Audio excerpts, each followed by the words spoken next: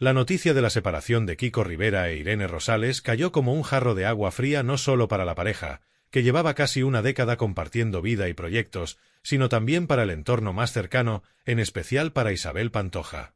La tonadillera, siempre acostumbrada a que los asuntos familiares se conviertan en tema de debate público, se encontraba en un momento de aparente calma dentro de Cantora, refugiada en su música y en sus recuerdos, cuando recibió la llamada que confirmaba aquello que tanto temía: su hijo había puesto punto final a su matrimonio con Irene. A partir de ese instante, el estado anímico de Isabel se convirtió en una mezcla de tristeza, preocupación y un inevitable sentimiento de responsabilidad, porque aunque la relación entre madre e hijo había sido tormentosa en los últimos años, la separación volvía a colocar al artista en el ojo del huracán de la opinión pública. La reacción de Isabel Pantoja no fue inmediata, como ocurre tantas veces con ella, que prefiere procesar las noticias en soledad, dentro de las paredes de su finca, antes de dar un paso al frente. Según personas cercanas, lo primero que hizo fue encerrarse en su habitación, con las persianas corridas, sin querer hablar con nadie durante horas. El eco de la noticia resonaba en su cabeza. Kiko, su pequeño, aquel niño que tantas veces acompañó a los escenarios, atravesaba uno de los momentos más difíciles de su vida adulta, y lo hacía, una vez más, bajo la mirada crítica de la prensa y del público. Isabel recordaba cómo Irene había sido para él un salvavidas, alguien que lo rescató en sus momentos más oscuros, cuando los excesos, las adicciones y la falta de rumbo lo habían puesto al borde de perderlo todo. La idea de que esa relación hubiera llegado a su fin removía fantasmas del pasado en la memoria de la tonadillera, haciéndole temer que Kiko pudiera volver a caer en un pozo del que tanto costó sacarlo. La artista, a pesar de sus múltiples desencuentros con su hijo, nunca ha dejado de quererlo con esa intensidad desbordada que caracteriza a su manera de sentir.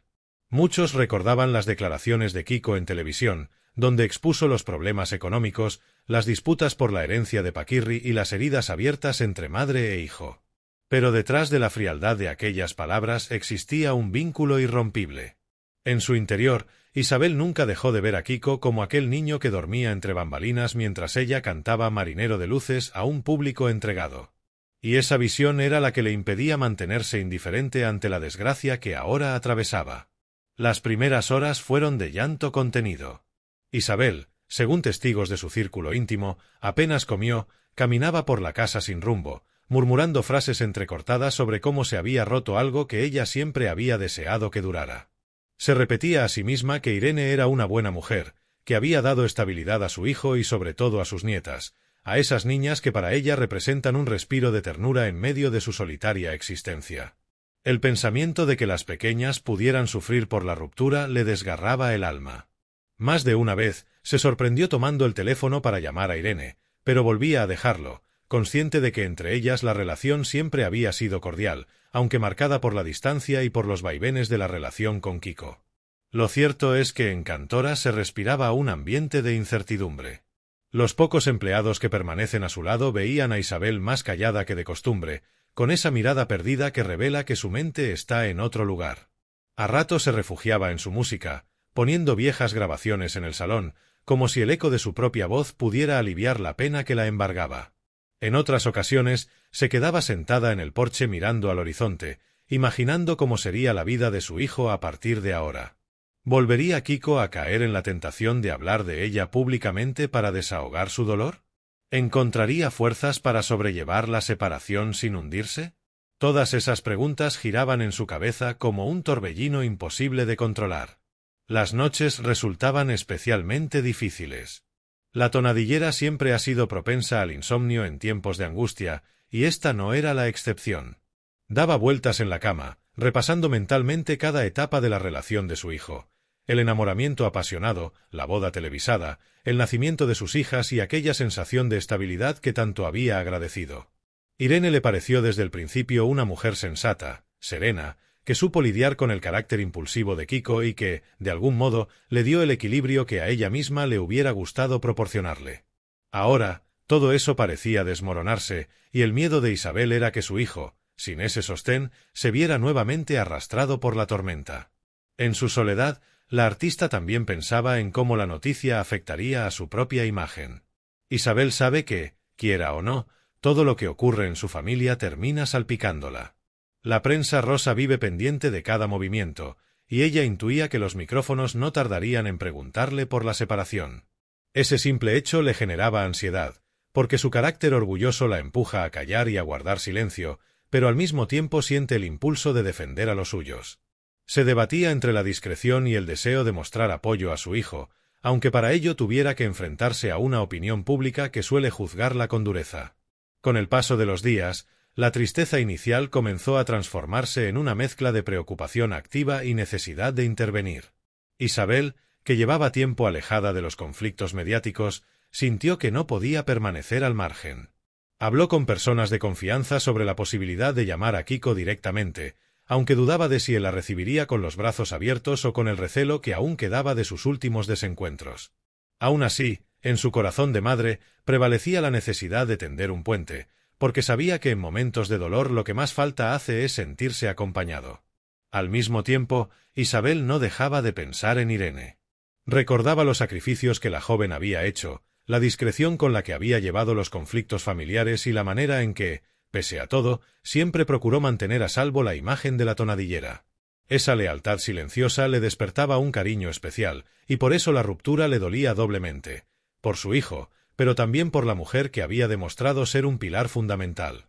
Isabel comprendía que Irene había llegado a un punto de saturación, que la convivencia con Kiko no había sido fácil, y que tomar la decisión de separarse no había sido fruto de un capricho, sino de un largo proceso de desgaste. Los recuerdos de su propia vida también acudían a su mente. Isabel no podía evitar compararse con Irene, recordando cómo ella misma, tras la trágica muerte de Paquirri, tuvo que rehacer su vida en medio de las críticas y la exposición mediática. Sabía lo difícil que era tomar decisiones sentimentales cuando todo el mundo opina, y quizás por eso sentía una empatía especial hacia su nuera. Incluso pensó que, de algún modo, Irene había heredado esa carga de soportar los focos mientras intentaba mantener su intimidad. Así se encontraba Isabel Pantoja tras conocer la separación, con el corazón encogido, con el alma dividida entre el amor de madre y la impotencia de no poder controlar los acontecimientos. Pero también con la fuerza que siempre ha mostrado en las adversidades, esa capacidad de levantarse una y otra vez, de enfrentarse a la crítica y de sobreponerse a los golpes de la vida.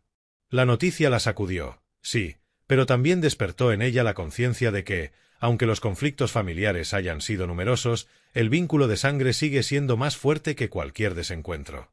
En las largas noches de silencio, Isabel seguía pensando en el futuro. Imaginaba a Kiko encontrando de nuevo su camino, a Irene rehaciendo su vida con dignidad y a sus nietas creciendo felices a pesar de la separación. Y, sobre todo, soñaba con que aquel dolor sirviera para unirlos de nuevo, al menos lo suficiente para recordar que, por encima de todo, son una familia marcada por la luz y la sombra, pero indestructible en su esencia. Así, día tras día, la tonadillera trataba de recomponer su ánimo. Porque si algo ha demostrado Isabel Pantoja a lo largo de los años es que, aunque los golpes la hundan momentáneamente, siempre encuentra la manera de salir adelante. Y esta vez no sería diferente. Aunque su hijo y su nuera tomen caminos separados, ella seguirá luchando por mantenerlos cerca, porque en el fondo sabe que la vida es demasiado corta para vivirla entre rencores. Y mientras en los medios se multiplicaban las tertulias, las portadas y los debates sobre la ruptura, Isabel permanecía en su refugio, observando desde la distancia, pero con el corazón palpitante, porque para ella nada es más importante que el bienestar de los suyos. La separación de Kiko e Irene no solo abrió un nuevo capítulo en la vida de la pareja, sino también en la de la tonadillera, que volvía a enfrentarse a una encrucijada emocional donde el amor, el dolor y la esperanza se entrelazan de manera inseparable. La historia aún no ha terminado. Pero lo que está claro es que Isabel, con todas sus contradicciones, con sus silencios y sus arrebatos, sigue siendo el eje emocional de una familia donde cada acontecimiento, por doloroso que sea, encuentra en ella un reflejo profundo. Y ahora, tras conocer la separación de su hijo, su vida se llena de una nueva preocupación, pero también de un propósito: mantenerse fuerte, porque sabe que, aunque los caminos se separen, los lazos de sangre jamás podrán romperse. La noticia continuaba siendo un eco constante en la mente de Isabel. Pasaban los días y, aunque intentaba distraerse con rutinas cotidianas en Cantora, nada lograba apartar ese nudo en el estómago que la acompañaba desde que se enteró de la ruptura. La finca, normalmente silenciosa, parecía aún más vacía, como si la tristeza de su dueña impregnara las paredes. El personal notaba ese aire melancólico, Isabel apenas hablaba, su tono de voz era más bajo, y las pocas veces que se dirigía a ellos lo hacía con frases cortas, como si le costara articular pensamientos completos. Se refugiaba en su piano, en los álbumes de fotos, en la cocina donde de vez en cuando preparaba algún guiso como si quisiese recordar los tiempos en que la casa estaba llena de vida y risas familiares. Una tarde, mientras hojeaba un viejo álbum, se detuvo en una fotografía de Kiko siendo apenas un niño. Era una imagen en blanco y negro, captada en uno de sus primeros veranos en Cantora. En la foto, el pequeño aparecía sonriente, con una camiseta demasiado grande y la arena pegada en los pies. Isabel acarició la imagen con ternura, y un torrente de recuerdos la invadió. Pensó en cuánto había luchado para protegerlo, en cómo se había enfrentado a la crítica pública para que él tuviera una infancia feliz a pesar de la tragedia de haber perdido a su padre. Y ahora, verlo nuevamente en el centro de una tormenta personal le resultaba insoportable. Aunque Isabel trataba de mantenerse al margen, la prensa no se lo permitía. Cada día llegaban a la verja de Cantora periodistas y reporteros en busca de su reacción. Algunos gritaban su nombre, otros le pedían que mostrara apoyo a su hijo. Ella, firme, no salió. No quería dar declaraciones precipitadas ni convertirse en la protagonista indirecta de la separación. Sin embargo, en su fuero interno, sentía la necesidad de hablar, de expresar lo que llevaba dentro. Pero sabía que si lo hacía, sus palabras serían analizadas, sacadas de contexto y utilizadas en debates televisivos. Por eso eligió el silencio, aunque ese silencio fuera también un peso difícil de soportar.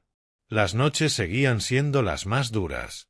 A veces, Isabel se levantaba a las 3 de la madrugada, incapaz de conciliar el sueño. Caminaba por los pasillos oscuros de Cantora, escuchando el crujido de la madera bajo sus pies. En la cocina, se servía un vaso de leche caliente y se quedaba mirando por la ventana hacia el campo, imaginando a su hijo solo en su casa, lidiando con el vacío que deja una separación. En su mente se mezclaban la tristeza y el miedo. ¿Qué será de él ahora? ¿Tendrá fuerzas para resistir? Se repetía en voz baja, como si esas preguntas fueran mantras que, de algún modo, la ayudaran a encontrar respuestas. La figura de Irene también estaba muy presente en sus pensamientos. Recordaba los momentos compartidos en celebraciones familiares, la serenidad con la que ella solía dirigirse, la discreción que siempre mostró en público. Isabel valoraba esa actitud, porque sabía que no era fácil convivir con el apellido Rivera Pantoja y con la sombra constante de los focos mediáticos. Irene lo había hecho con dignidad, y eso la hacía sentir una gratitud silenciosa.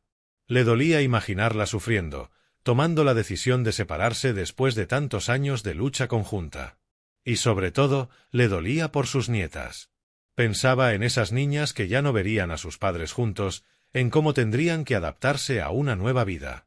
Ese pensamiento era quizás el más doloroso de todos. En conversaciones con algunos íntimos, Isabel confesaba que temía que este golpe acercara a Kiko a los excesos de su pasado. No quería verlo recaer en la tristeza, en la desorientación, ni mucho menos en las adicciones. Para ella, la estabilidad que Irene había aportado era fundamental, y ahora que ese pilar desaparecía, su hijo quedaba en una especie de terreno incierto. Esa angustia la mantenía en vilo. Una parte de ella deseaba tomar el coche e ir a abrazarlo, pero otra sabía que la relación madre e hijo aún tenía heridas abiertas. El miedo al rechazo, al reproche, la frenaba. Pese a esa parálisis emocional, Isabel comenzó a dar pequeños pasos. Una mañana, después de desayunar, cogió su móvil y revisó los números guardados. Allí estaba el de Kiko.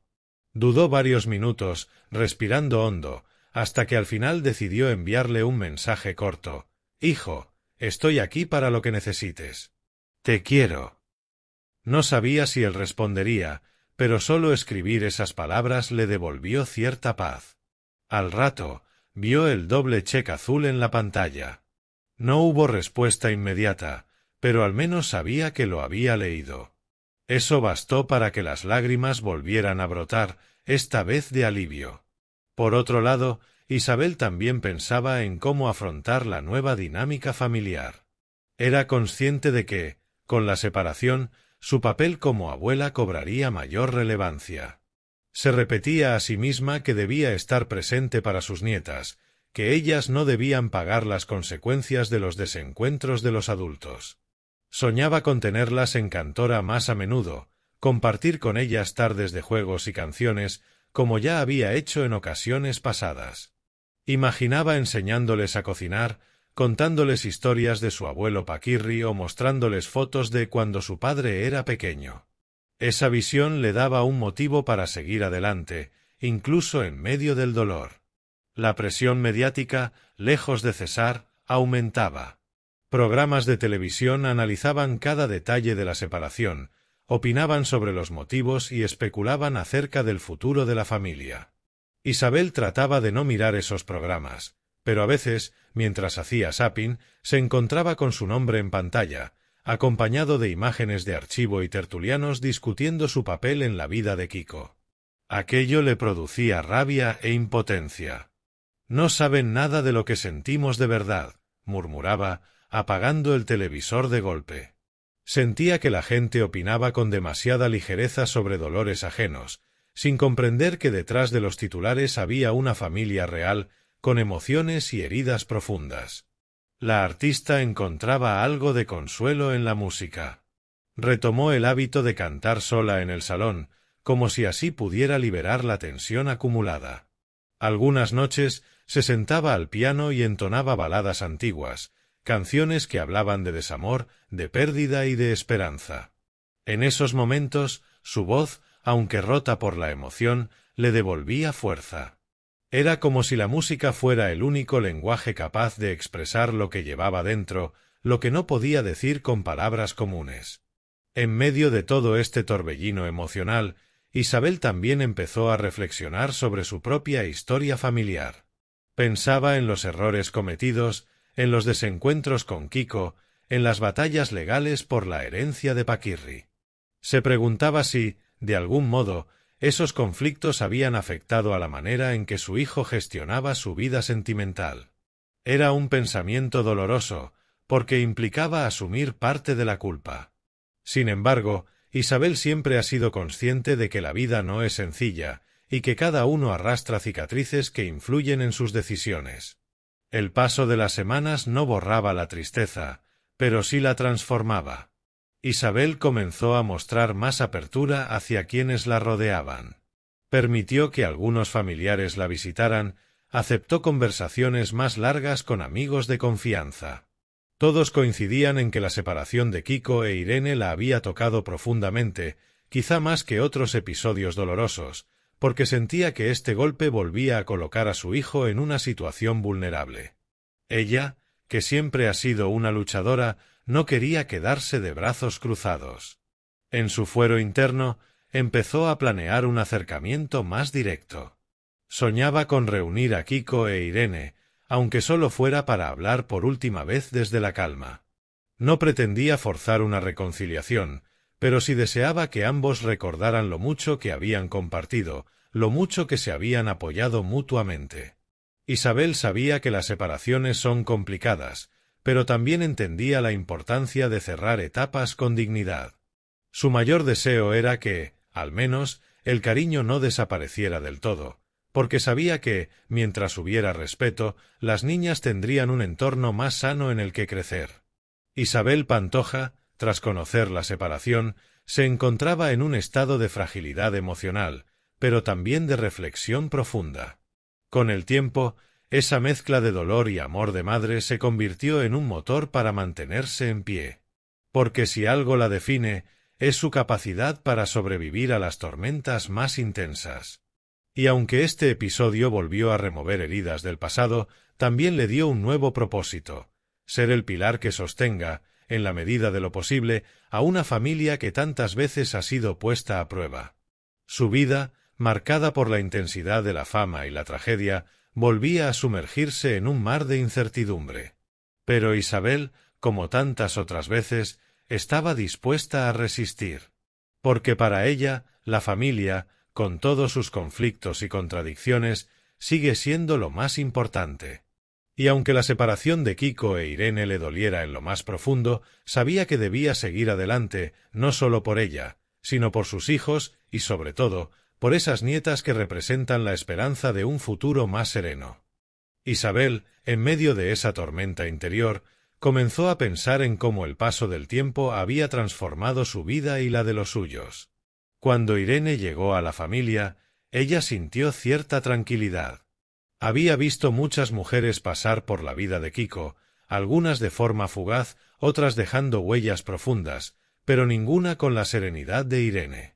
Por eso la ruptura se le hacía más difícil de aceptar. En el fondo, siempre creyó que Irene sería la definitiva, la que lograría estabilizar el carácter inquieto de su hijo. Y ahora, enfrentarse a la idea de que ni siquiera aquella relación había resistido, le producía una especie de desesperanza que pocas veces había sentido. Los días seguían pasando en Cantora, y cada jornada estaba teñida de recuerdos. Una mañana, mientras paseaba por los jardines, Isabel se detuvo en el rincón donde Kiko solía jugar de pequeño. Recordaba cómo corría por la hierba, cómo reía a carcajadas persiguiendo a los perros de la finca, cómo pedía a su madre que lo alzara en brazos. Pensar en ese niño feliz y compararlo con el hombre adulto, roto por una separación, le producía un dolor punzante. «La vida nos cambia demasiado rápido», se dijo en voz baja, sintiendo que la nostalgia se le metía en los huesos. No tardó en llegar un segundo mensaje de Kiko. Había pasado casi una semana desde aquel escueto «te quiero, estoy aquí» que ella le envió, y por fin el teléfono vibró con una respuesta. «Gracias, mamá. Ahora no estoy bien, pero te agradezco que me escribas». Isabel leyó esas palabras una y otra vez, con lágrimas en los ojos. No era mucho, pero era suficiente para abrir una rendija. Aquel mensaje significaba que su hijo no la había cerrado por completo de su vida, que aún había un camino posible hacia la reconciliación. Ese detalle, pequeño en apariencia, le devolvió un hilo de esperanza. En paralelo, los medios de comunicación no cesaban. Algunos hablaban de la separación como un desenlace inevitable, otros señalaban que la pareja llevaba tiempo distanciada. Isabel evitaba leer las revistas, pero la información le llegaba igualmente a través de conocidos. Sabía que cada titular era como una puñalada para Kiko, que odiaba sentirse expuesto. Y eso la hacía sufrir aún más. Pensaba que, en cierto modo, la vida le había condenado a ver reflejados en su hijo los mismos dolores que ella había vivido: la pérdida, la incomprensión, la lucha constante contra la opinión pública. En las conversaciones con su círculo íntimo, Isabel empezaba a mostrar un tono más combativo. Decía que no iba a permitir que su hijo se viniera abajo, que haría lo que hiciera falta para sostenerlo. Algunos amigos le sugirieron que lo visitara en persona, pero ella aún dudaba.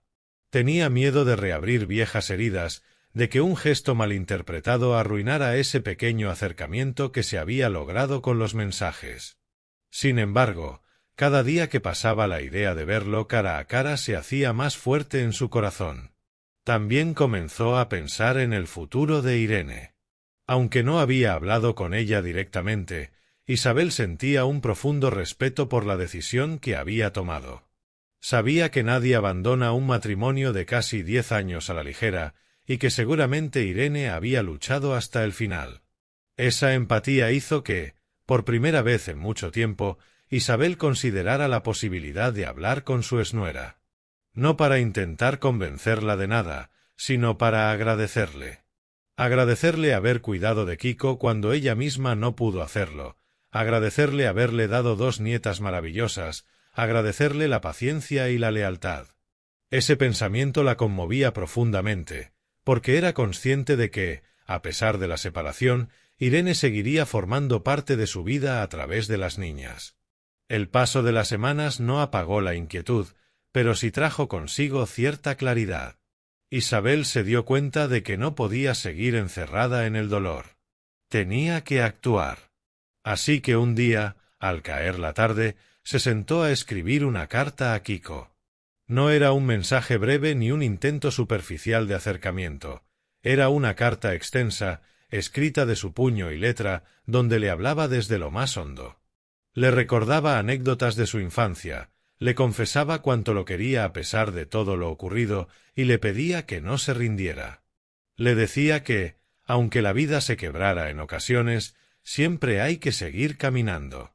Y sobre todo, le repetía una y otra vez que no estaba solo. La carta no fue enviada de inmediato. Isabel la guardó en un cajón, como si necesitara reunir fuerzas para entregarla. Pero escribirla ya fue un alivio. Era la primera vez en mucho tiempo que lograba plasmar en papel lo que sentía, sin miedo a ser juzgada ni malinterpretada. Esa noche durmió mejor que las anteriores, como si se hubiera liberado de un peso. Mientras tanto, las nietas se convertían en el centro de sus pensamientos. Isabel soñaba con que vinieran a pasar unos días a Cantora, correr por los jardines, llenar la casa de risas. Imaginaba prepararles meriendas, enseñarles canciones, darles el cariño que, en medio de tanta turbulencia, más falta les haría. Esa ilusión se transformó en una especie de motor. Aunque todo lo demás se tambaleara, el vínculo con sus nietas debía permanecer intacto. Para ella, esas niñas eran la prueba de que la vida, pese a sus golpes, siempre ofrece motivos para sonreír. Poco a poco, la tristeza fue dejando paso a la determinación. Isabel entendió que debía ser un pilar no solo para Kiko, sino para toda la familia. Y aunque seguía refugiada en su finca, comenzó a mostrarse más animada con quienes la rodeaban. Se permitió incluso cantar algunas coplas en reuniones privadas, como una manera de demostrar que, a pesar del dolor, su voz seguía viva. Porque Isabel, con todos sus fantasmas, sabe que la música es la medicina que la mantiene en pie. El estado de Isabel tras conocer la separación de Kiko Rivera e Irene Rosales era complejo, lleno de contradicciones. Pasaba del llanto a la esperanza, de la nostalgia a la determinación. Pero lo que quedaba claro es que el amor de madre seguía intacto, incluso fortalecido. Porque la ruptura no solo reabrió viejas heridas, sino que también le recordó lo verdaderamente esencial: la familia, con todas sus imperfecciones, sigue siendo el corazón de su vida. Y así, mientras España entera comentaba la noticia, Isabel Pantoja se aferraba a ese amor incondicional, dispuesta a volver a tender la mano a su hijo, a apoyar a su exnuera desde el respeto y a proteger a sus nietas con la fuerza que siempre la ha caracterizado. Porque, al fin y al cabo, la vida de Isabel siempre ha sido eso: una batalla constante entre el dolor y la esperanza, una historia donde, a pesar de las sombras, nunca deja de brillar una luz.